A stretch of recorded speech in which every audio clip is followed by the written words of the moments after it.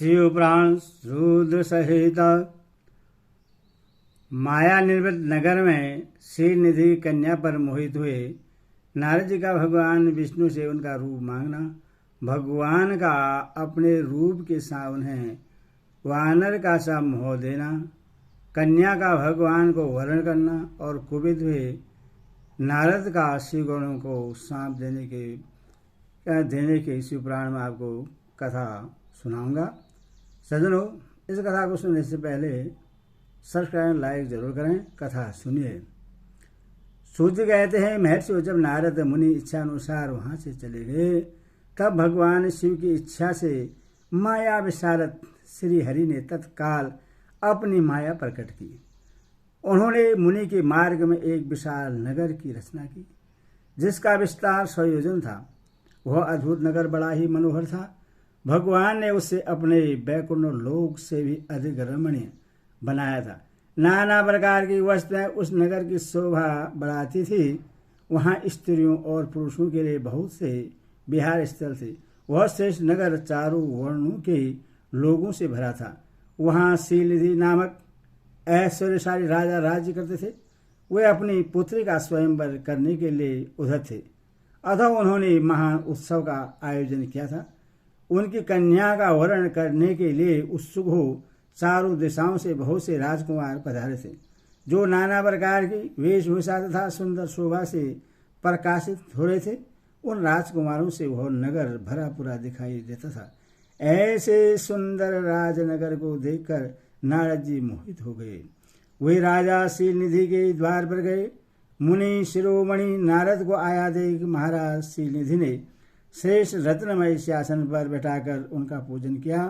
तत्पश्चात अपनी सुंदरी कन्या को, जिसका नाम श्रीमती था, बुलाया और उससे नारद जी के चरणों में प्रणाम करवाया।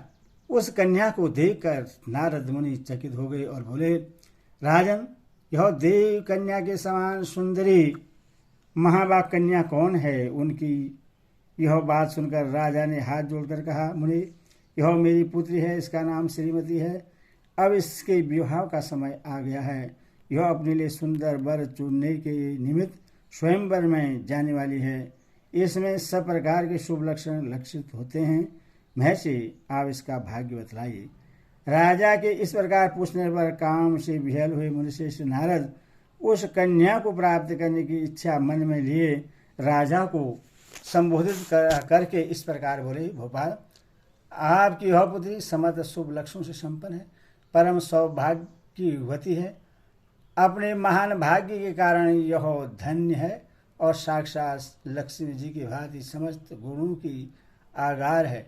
इसका भावी पति निश्चय ही भगवान शंकर के समान वैभवशाली, सर्वेश्वर, किसी से पराजित न होने वाला, वीर, काम विजय तथा संपूर्ण देवताओं में श्रेष्ठ है। ऐसा कहकर राजा से विदा ले इच्छानुसार विचरने वाले नारद मुनि वहां से चल दिए। वे काम के वशीभूत हो गए थे। शिवजी की माया ने उन्हें विशेष मोह में डाल दिया था। वे मुनि मन ही मन सोचने लगे कि मैं इस राजकुमारी को कैसे प्राप्त करूं। स्वयंवर में आए हुए नरेशों में से सबको छोड़कर यह एकमात्र मेरा ही वर्ण करे, यह कैसे संभव हो सकता है?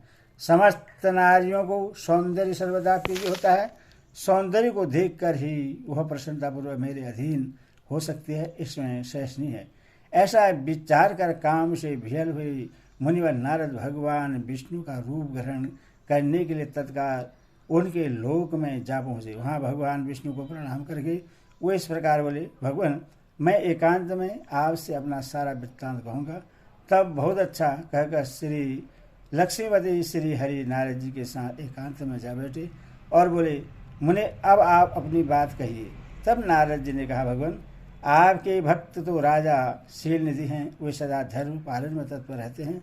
उनकी एक विशाल लोचन कन्या है जो बहुत ही सुंदरी है। उसका नाम श्रीमती है। वह विश्व मोहिनी के रूप में विख्यात है और तीनों लोगों में सबसे अधिक सुंदरी है। प्रभु, आज मैं शीघ्र ही उस कन्या से विवाह करना चाहता हूँ। राजा श्रीनिधि ने अपनी पुत्री की इच्छा से स्वयंवर रचा है, इसीलिए चारों दिशाओं से वहाँ श्रेष्ठ राजकुमार पधारे। नाथ, मैं आपका प्रिय सेवक हूँ, अतः आप मुझे अपना स्वरूप दे दीजिए, जिससे राजकुमारी श्रीमती निश्चय ही मुझे वरण ले। सूत जी कहते हैं, महर्षियों, नारद मुनि की ऐसी बात सुनकर भगवान मधुसूदन हंस पड़े और भगवान शंकर के प्रभाव का अनुभव करके उन दयालु प्रभु ने उन्हें इस प्रकार उत्तर दिया। भगवान विष्णु बोले, मुनि, तुम अपने अभिष्ट स्थान को जाओ, मैं उसी तरह तुम्हारा हित साधन करूंगा। जय श्रेष्ठ वैद्य अत्यंत पीड़ित रोगी का करता है, क्योंकि तुम मुझे विशेष प्रिय हो। ऐसा कहकर भगवान विष्णु ने नारद मुनि को मुक्त बानर का दे दिया और शेष अंगों में अपने जैसा स्वरूप देकर वे वहां से अंतर ध्यान हो गए। भगवान की पूर्वोक्त बात सुनकर और उनका मनोहर रूप प्राप्त हो गया समझकर नारद मुनि को बड़ा हर्ष हुआ। वे अपने को कृतकृत मानने लगे। भगवान ने क्या प्रयत्न किया है इसको वे समझ न सके। तदनंतर मुनिश्रेष्ठ नारद शीघ्र ही उस स्थान पर जा पहुंचे जहाँ राजा शीलनिधि ने राजकुमारों से भरी हुई स्वयंवर सभा का आयोजन किया था। विप्रवरों, राजपुत्र से घिरा हुआ वह दिव्य स्वयंवर सभा दूसरी इंद्र सभा के समान अत्यंत शोभा पा रहा था। नारद जी उस राजसभा में जा बैठे और वहां बैठकर प्रश्न मन से बार बार यही सोचने लगे कि मैं भगवान विष्णु के समान रूप धारण किए हूँ, अतः वह राजकुमारी अवश्य मेरा ही वर्ण करेगी, दूसरे का नहीं। मुनिश्रेष्ठ नारद को यह ज्ञात नहीं था कि मेरा मोह कितना कुरूप है। उस सभा में बैठे हुए सब मनुष्यों ने मुनि को उनके पूर्व रूप में ही देखा। राजकुमार आदि कोई भी उनके रूप परिवर्तन के रहस्य को न जान सके।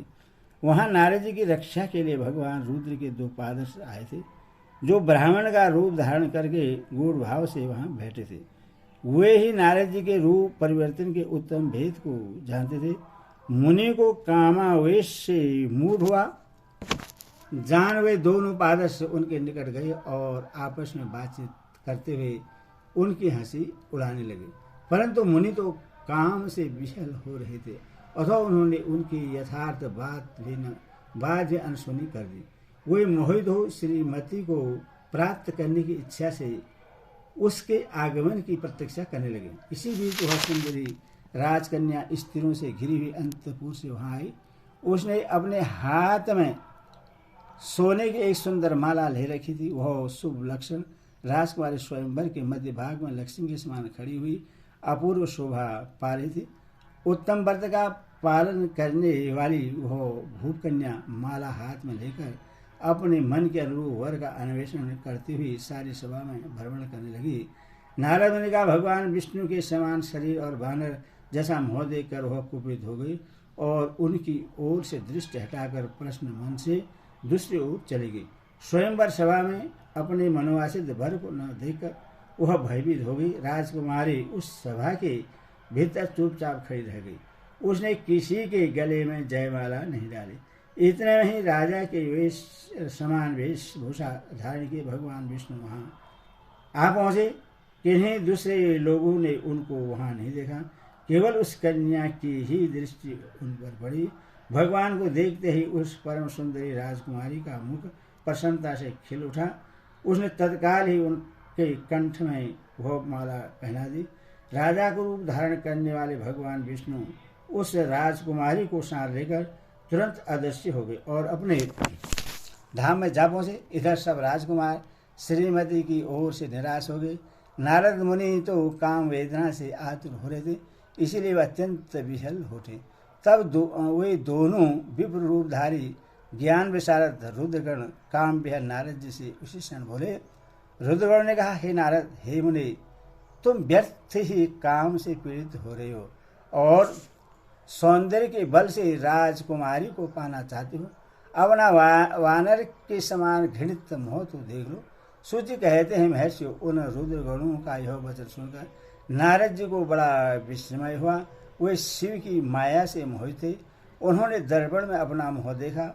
वानर के समान अपना मोह देख वे तुरंत ही क्रोध से जल उठे और माया से मोहित होने के कारण उन दोनों शिवगणों को वहां सांप देते हुए बोले, अरे तुम दोनों ने मुझ ब्राह्मण का उपहास किया है, अथवा तुम ब्राह्मण के वीर से उत्पन्न राक्षस हो जाओ। ब्राह्मण की संतान होने पर भी तुम्हारे आकार राक्षस के समान होंगे।